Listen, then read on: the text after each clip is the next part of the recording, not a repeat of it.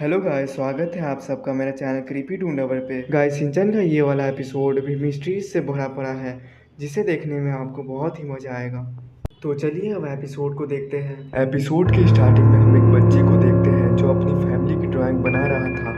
फिर वो बच्चा ड्राइंग अपनी मॉम को दिखाने लगता है। उसकी मॉम देखती है कि उनके पीछे एक काला साया है, और जब वो ये बात उस बच्चे से पूछती है तो वो बताता है कि उसे हमेशा अपनी मॉम के पीछे एक काला साया दिखता है। ये सुनकर वो काफ़ी डर जाती है और बच्चे से पूछती है कि क्या तुम्हें अभी भी वो मेरे पीछे दिख रहा है। फिर वो बच्चा कहता है कि वो अभी आपके साथ मेरी ड्राइंग देख रहा है, और तभी उसकी मॉम को किसी के होने का एहसास होता है। फिर हमें पता चलता है कि ये तो बस सिंचन टीवी देख रहा था। तभी सिंचन की मॉम कहती है कि टीवी देखना छोड़ो और वॉशरूम साफ करो। सिंचन बात मान लेता है और वॉशरूम साफ करने के लिए जाने लगता है, लेकिन हम देखते हैं कि उसके पीछे किसी बच्चे की आत्मा खड़ी होती है। वॉशरूम में सिंचन देखता है कि एक काला आदमी बाथटब के अंदर बैठा हुआ है। सिंचन जाके अपनी मॉम को बताता है कि वॉशरूम में तो एक अजीब सा आदमी बैठा हुआ है। तो उसकी मॉम कहती है कि मुझसे झूठ मत बोलो और जाके काम करो। लेकिन सिंचन बोलता है कि मैं झूठ नहीं बोल रहा, और दोबारा से हमें सिंचन के पीछे एक बच्चे की आत्मा दिखती है। और जब सिंचन दोबारा बाथरूम में जाता है तो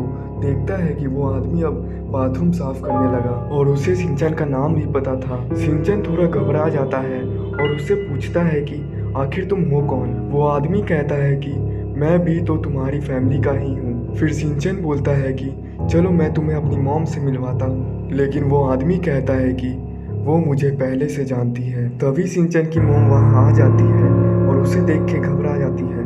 लेकिन फिर हाउस डार्क हो जाता है और सिंचन की मॉम कहती है कि ये हमारी फैमिली का ही है। सिंचन कंफ्यूज था कि ये कब से हमारी फैमिली का बन गया। सिंचन की मॉम सिंचन को चुप कराकर वहाँ से चली जाती है, और फिर वो आदमी सिंचन से बोलता है कि मैं तुम्हारी फैमिली का ही हूँ, है ना।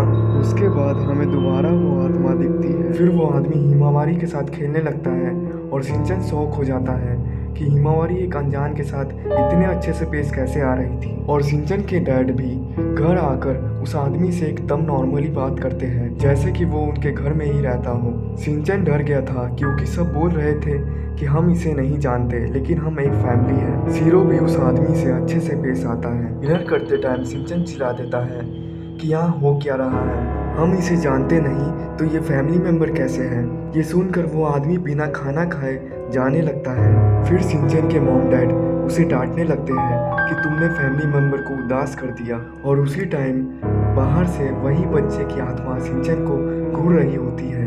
डर के मारे सिंचन ऊपर जाने लगता है, लेकिन वो आत्मा भी पीछे से आ रही होती है। सिंचन अपनी फैमिली फोटो वाला एल्बम देखने लगता है कि वो आदमी इसमें है कि नहीं। तभी वो आदमी सिंचन के पास आकर उसे डरा देता है। वो कहता है कि मैं सिर्फ तुम्हारा फैमिली मेंबर बनना चाहता हूँ। पर सिंचन कहता है कि तुम मेरे मॉम डैड को उल्लू बना सकते हो पर मुझे नहीं। फिर वो आदमी सिंचन को अपने पावर से वश में करने का कोशिश करने लगता है, लेकिन जब सिंचन उसे एक बुरा आदमी बोलता है तो वो रुक जाता है और सिंचन को एक कहानी बताने लगता है कि एक लड़का ज़्यादातर घर में अकेले ही रहता है क्योंकि उसकी मॉम को काम करने के लिए बाहर जाना पड़ता था, इसलिए वो बहुत दुखी रहने लगा। फिर वो आदमी एक लड़की की कहानी सुनाता है। उसके घर में उसकी छोटी बहन के कारण उसके मॉम डैड उसके तरफ ध्यान ही नहीं देते थे और वो भी अकेले रहने लगी। वो आदमी बताता है कि वो ऐसे ही बच्चों के दुख से बना हुआ अवतार है।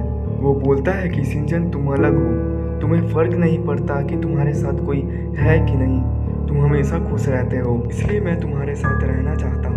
ये सुनकर सिंचन उसके लिए दुखी फील करता है। तभी उस आदमी का जाने का टाइम हो जाता है। तब सिंचन कहता है कि अगली बार जब तुम आओगे तो मैं तुम्हें खाने के लिए स्नैक्स दूंगा।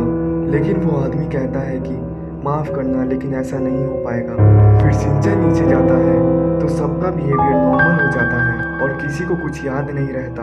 अगले दिन सिंचन के स्कूल जाने के बाद उसकी मॉम को एक ड्राइंग मिलता है जिसमें उसके फैमिली के साथ वो काला आदमी भी होता है। और यहीं पर एपिसोड एंड हो जाता है। गाइस, अगर आपको इस एपिसोड में मज़ा आया तो सब्सक्राइब कर देना, क्योंकि मैं आगे भी ऐसे एपिसोड डालता रहूँगा।